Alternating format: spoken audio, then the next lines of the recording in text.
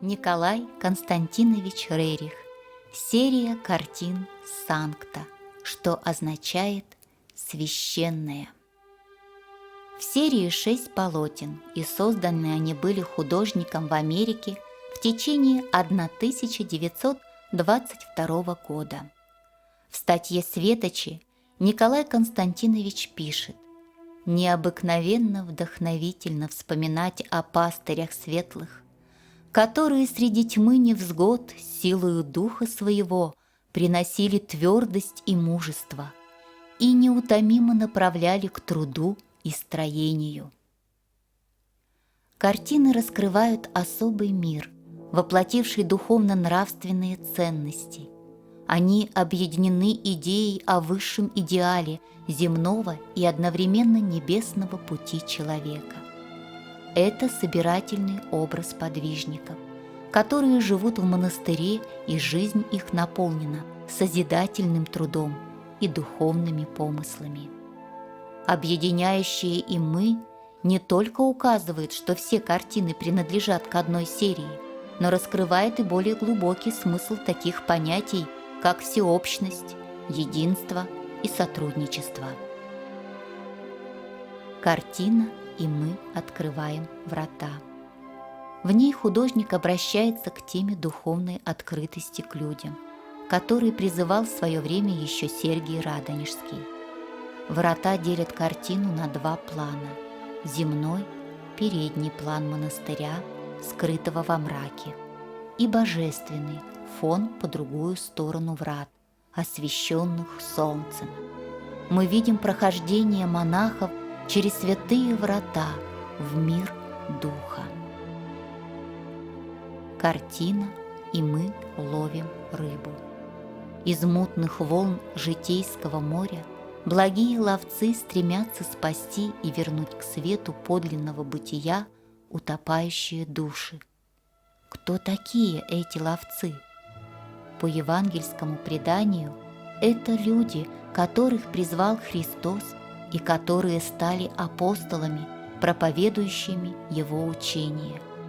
Христос призвал их, когда они закидывали сети в море для ловли рыбы. Он сказал им: «Идите за Мною, и Я сделаю вас ловцами человеков». И они тотчас, оставив сети, последовали за Ним.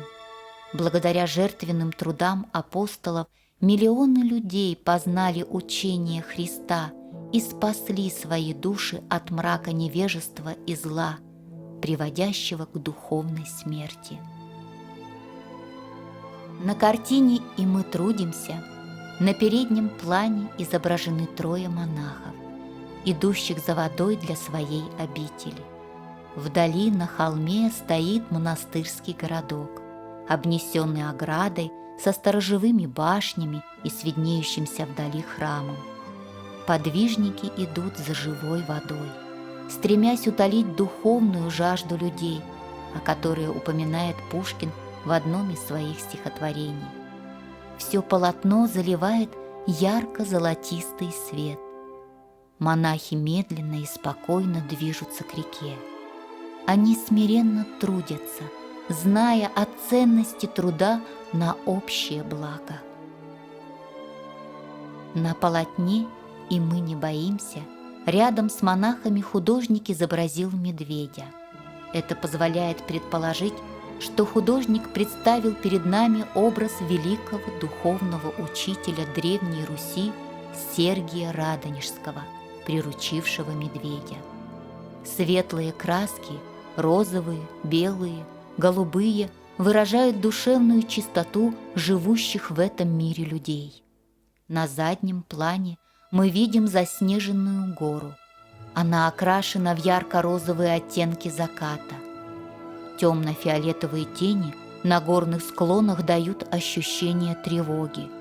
Их формы напоминают о присутствии сил хаоса. Но борьба заканчивается победой духа. Картина «И мы приносим свет» отражает тему служения человечеству. На картине стены монастыря показаны в сумеречном свете заката.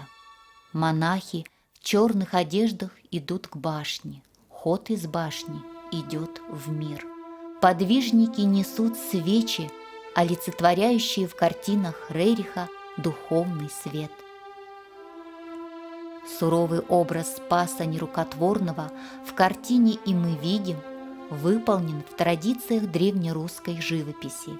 Взгляд Спаса добрый, простой, но в то же время внимательный и строгий, глубоко проникает в душу зрителя, словно все надежды и мечты человека, стремящегося к духовному преображению, сосредоточены в этом образе. Красота родной природы, древнерусской архитектуры еще более подчеркивает красоту духа подвижников земли русской.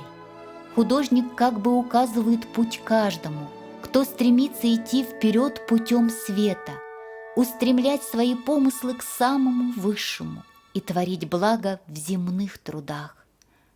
Рерих заключает: воеводы духа, строители жизни, истинные оплоты просвещения всегда живы.